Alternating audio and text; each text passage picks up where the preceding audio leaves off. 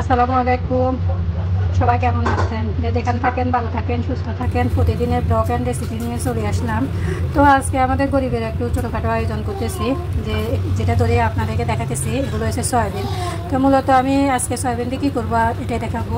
আর এখানে পোলাও চাল, আমি পোলাও চালটা আগে দিয়ে ধুয়ে রেখে দিয়েছি।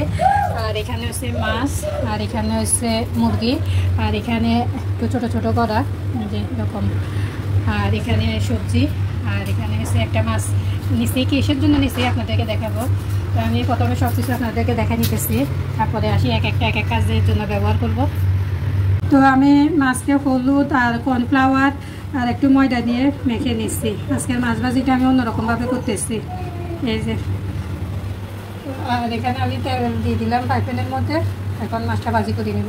তো বিরিয়ানির জন্য আমি প্রথমে মাংসটা কষা নিব, যেহেতু সয়াবিন আর মাংস একসাথে একটু নরম হতে হইব, তার জন্য আমি এখানে তেল আর পেঁয়াজ দিয়ে একটু পেঁয়াজটাকে নরম করে নিতেছি।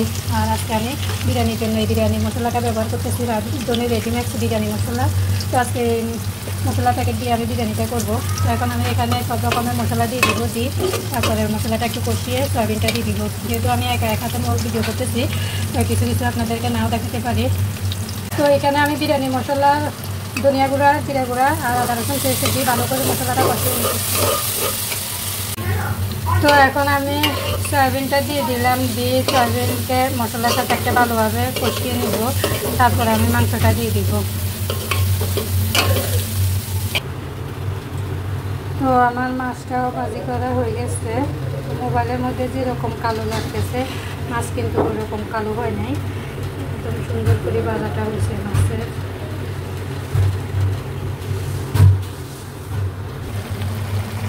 তো এই যে আমি সয়াবিনের সাথে মাংসটাও দিয়ে দিলাম, দিয়ে এখন আমি কষাইতেছি।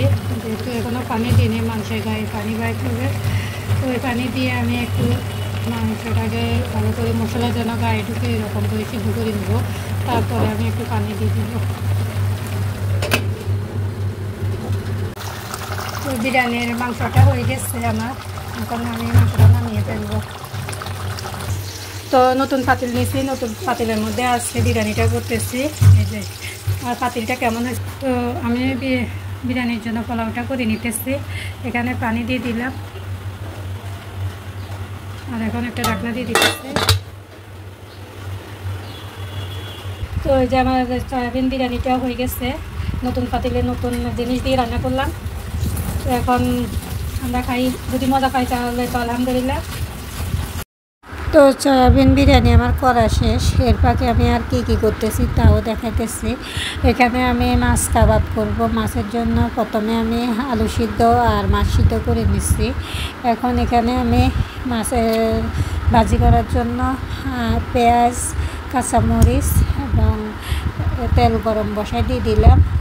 এখন আমি তেল গরম হয়ে গেছে, এখন নাড়াচাড়া করবো। আর এখানে আমি মশলাটাও দিয়ে দিলাম, দিয়ে এখানে কাবাব মশলা যদি থাকে কাবাব মশলাও দিয়ে দিবেন।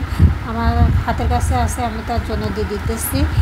আর এখানে এবং কাবাব মশলা দিয়ে ভালো করে নাড়াচাড়া করবেন। আর তো এই যে দেখেন আমার মাছের কাবাবের জন্য রেডি হয়ে গেছে। আর এখানে আমি একটা ডিম ভাঙিয়ে দিচ্ছি।